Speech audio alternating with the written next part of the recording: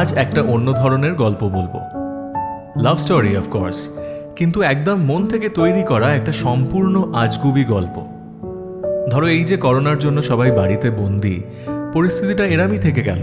In fact আরও খারাপ পরিস্থিতি হয়ে গেল, প্রত্যেক মানুষই ধরো একা থাকে। কোনো জীবন্ত প্রাণ আছে এরম মানুষের সাথে সংস্পর্শে এলেই ধরো তারা অসুস্থ হয়ে পড়ে।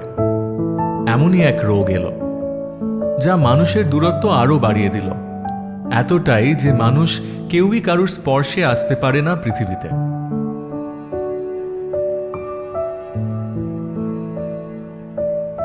কিন্তু টেকনোলজি বিশাল উন্নত হয়েছে, সব কিছু বাড়িতে ডেলিভার্ড হয়।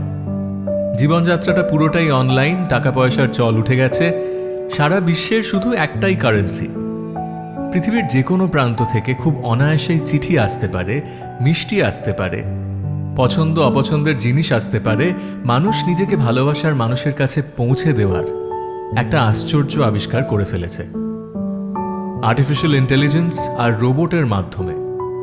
মেশিন লার্নিং আর ন্যাচারাল ল্যাঙ্গুয়েজ প্রসেসিংয়ের মাধ্যমে এমন একটা প্রোগ্রাম তৈরি করা গেছে যেখানে মানুষ চাইলে একটি রোবটের মাধ্যমে তার স্বভাব, ফিলিংস রেপ্লিকেট করে একটা প্রোগ্রামে ফেলে দিতে পারে।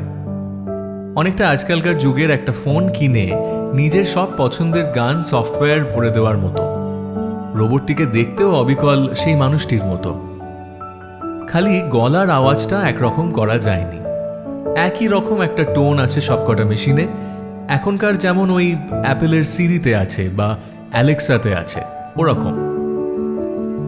তাই ধরো তুমি কারুর সাথে সময় কাটাতে চাও, কিন্তু জানো যে তার কাছে তুমি কোনোদিনই পৌঁছতে পারবে না, কারণ সারা পৃথিবীর দূরত্ব অনেক অনেক গুণ বেড়ে গেছে। তুমি তোমার নিজের মনকে একটা কম্পিউটার প্রোগ্রামে সাজিয়ে অন্য একজনের কাছে পৌঁছে দিতে পারো। তোমার বাড়িতে একটা 5D সিমুলেটর চশমা থাকবে উইথ হেডফোনস। তার মাধ্যমে তুমি সেই রোবটটি কি ফিল করছে বা আশেপাশে এক্সপিরিয়েন্স করছে তুমি সবটাই জানতে পারবে। ইনফ্যাক্ট অনলাইন ট্রান্সমিশনের মধ্যে পুরো ফিলটাই তুমি পাবে। ওয়াইফাই সিগন্যাল অফ করে দিলে অবশ্য সব কানেকশন শেষ। তাহলে এমন একটা রোবট যেটা অবিকল তোমার পছন্দের মানুষটির মতোই দেখতে, ঠিক ওভাবেই তোমার দিকে তাকায়, ওভাবে তোমাকে ডাকে, কিন্তু মানুষটার মধ্যে লাইফ নেই, মেশিন। তুমি চাইলে মানুষটাকে জড়িয়ে ধরতে পারবে, চুমু খেতে পারবে, বুকে মুখ রেখে ঘন্টার পর ঘন্টা একলা বসে থাকতে পারবে, এমনকি তার সারা শরীরের তাপ অনুভব করতে পারবে। ব্যাটারি অপারেটেড টেম্পারেচার রেগুলেশন আছে। কিন্তু চাইলেও সেই মানুষটার মতো জীবন্ত একটা প্রাণ তোমার স্পর্শে আসতে পারবে না। মান অভিমানের পালা নেই, কারণ চাইলে তুমি অভিমানের ফিচারটা টার্ন অফ করে রাখতে পারো।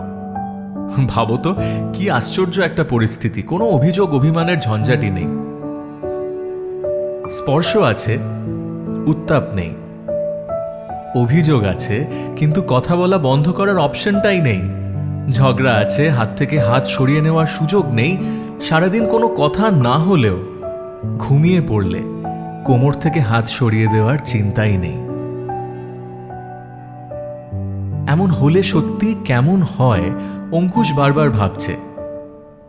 অত্রেই তার কাছে না থাকলেও যদি সেরকম একটা রোবট সে পেত, যে অত্রের মতো না হলেও আবার অত্রের মতনই, অত্রের মতো দেখতে, অত্রের মতো কথা বলে, গায়ের গন্ধটা ওরকম, শরীরের উত্তাপটাও সমান, ঠোঁটটা অত্রের মতো, চোখটা, পেটটা, হাতের আঙুলটা। এবার এই রোবটের একটাই সমস্যা, তুমি চাইলেই অর্ডার প্লেস করতে পারবে না। যার মতো রোবট চাও, রাদার যাকে পাশে চাও, তার কনসেন্ট, পারমিশন বা কপিরাইট একটা সই থাকতে হবে প্রোগ্রামে। সফটওয়্যারে ইনপুট তাকেই দিতে হবে, কারণ নইলে কি করেই বা রোবটটি অবিকল তার মতো হবে। প্রথমবার যখন অত্রেয়ীকে অঙ্কুশ বলে যে সে তার মতো একটা রোবট বাড়িতে আনতে চায়, অত্রেয়ী একটু আশ্চর্য হয়ে যায়। এরম কেন চাইবে অঙ্কুশ? অত্রেয়ী দূরে থাকলেও অঙ্কুশের পাশে কি নেই? শরীরের স্পর্শটাই কি এতটা প্রয়োজন? ঠোঁটে ঠোঁট না হলে কি গল্প বলা বাকি থেকে যায়? একলা ঘরে নিজের মুখের ওপর অত্রের নিঃশ্বাস না ফিল করতে পারলে, অঙ্কুশ কি অত্রের থেকে অনেকটা দূরে থাকে? কি দরকার অত্রের কোমরের ভাঁজ বা পিঠের উন্মুক্ত অংশে অঙ্কুশের থাকার? শুধু মন থাকলেই কি থাকা হয় না? আঙুলের স্পর্শে ভিজে শিশিরের পাতা, ফুলের কোমল পাপড়ির অনুভূতি, চোখ বন্ধ করে কল্পনার দৃশ্য, এটাই কি যথেষ্ট নয়? অঙ্কুশ লিখেছিল, না। অন্ধকার ঘরে, ঝড় বৃষ্টির মাঝে, লোডশেডিংয়ে আচ্ছন্ন রাত্রে তোমার পাশে বসা, তোমার থাকার একটা বড় অংশ, তোমায় নিজের শরীরের আর একটা অংশ হিসেবে অনুভব করাও তোমায় পাওয়ার একটা বড় অংশ। আচ্ছা, একটা রোবটই তো, তোমায় তো আর জোর করে থাকতে বলছি না, অসুবিধাটা কোথায়? এটা অনেকটা আজকালকার দিনে নেটফ্লিক্সের পাসওয়ার্ড শেয়ার করার মতো। বেশি কিছু প্রোগ্রামও করতে হবে না, পারমিশন দিয়ে দাও, বাস আর জ্বালাবো না। দীর্ঘদিন কথা নেই, হঠাৎই একদিন একটা বড় বাক্স এসে হাজির। Gift from Atrei. আরে বাহ, এ তো অবিকল অত্রেই। সাথে সাথে মেসেজ পাঠালো অত্রেইকে Ankush. Thank you so much. তুমি হয়তো জানো না how much this means to me. রোবটগুলো বেশ মজার, জাস্ট আনবক্স করলেই রেডি, সোলার পাওয়ার্ড, কোনো ঝঞ্ঝাটি নেই, অবিকল একরকম। অঙ্কুশ অত্রেইকে খুব কাছ থেকে কোনোদিনই পায়নি। এই প্রথম রোবটটার সামনে বসে কেমন একটা আশ্চর্য মন কেমন করছিল। হার্টবিট বেড়ে গেছে এক লাফে অনেকটা। অনেকক্ষণ দেখার পরে জানি না কেন মনে হলো অত্রেই সত্যিই এত কাছে। কি বলবে অঙ্কুশ, কি বা করবে? অনেক গল্প করবে, মনের সব কথা বলে দেবে, বলবে যে বাস তুমি আমার, আর কারুর নয়, একমাত্র আমার। জড়িয়ে ধরবে, গালে মাথায় হাত বুলিয়ে দেবে, ভালোবাসবে, কোলে মাথা রেখে শুয়ে পড়বে। অত্রেই আরে ধুর, রোবটটা জাস্ট মাথায় হাত বুলিয়ে দেবে। সেই কখন সকালে প্রোডাক্ট ডেলিভার হয়ে গেছে, অঙ্কুশ রোবটটাকে এক মুহূর্তের জন্যেও যেন নিজের থেকে আলাদা করতে পারছে না। রোবটটা অস্বাভাবিক রিয়েল দেখতে, ওর দৃষ্টির মধ্যে যেন কি একটা আছে। অঙ্কুশ নিজেকে ঠিক রাখতে পারছে না। এত বছর পর একটা রোবট শেষমেশ এমন ফিল করাতে পারে একজন মানুষকে, এতটা হাই ফিল করাতে পারে। এই যে টেম্পটেশন, ফ্যান্টাসি অঙ্কুশ অনুভব করছে একটা রোবটকে পাশে পেয়ে, একটা রোবটের স্পর্শে। এটা আর্টিফিশিয়াল ইন্টেলিজেন্সের উন্নতি নাকি মানুষের মনের জোর, যা সব অস্বাভাবিককে বিশ্বাসযোগ্য করে তুলতে পারে? or maybe it is the power of love, simply put. কখন আচমকায় ঘুমিয়ে পড়ে অঙ্কুশ কে জানে। মাঝরাত্রে ঘুম ভাঙে, দেখে অত্রের রোবট ঘরে কোথাও নেই। এ কি, সে তো খাটেই বসেছিল যখন অঙ্কুশ ঘুমিয়ে পড়ে। তাহলে কি সে অত্রেইকে হারালো? হোক না রোবট, আজ সকাল থেকে একবারের জন্যেও অঙ্কুশ ফিল করতে পারেনি যে রোবট মানুষ নয়। অঙ্কুশ এক লাফে তন্ন তন্ন করে ঘর খুঁজে, রোবটকে দেখতে না পেয়ে বাড়ির অন্য সব ঘর খুঁজে ফেলতে আরম্ভ করল। অঙ্কুশের তখন পাগলের মতো অবস্থা। তাহলে কি স্বপ্ন দেখল সে? না, রোবটের আনপ্যাক করা বাক্স এখনো লিভিং রুমে পড়ে আছে। বারান্দার দরজা খোলা দেখে এক ছুট্টে বারান্দায় লাইট জ্বালালো অঙ্কুশ। এক মুহূর্তের মধ্যে প্রাণ ফিরে পেল, জড়িয়ে ধরল রোবটটিকে শক্ত করে, বুকে আটকে ফেলার মতো।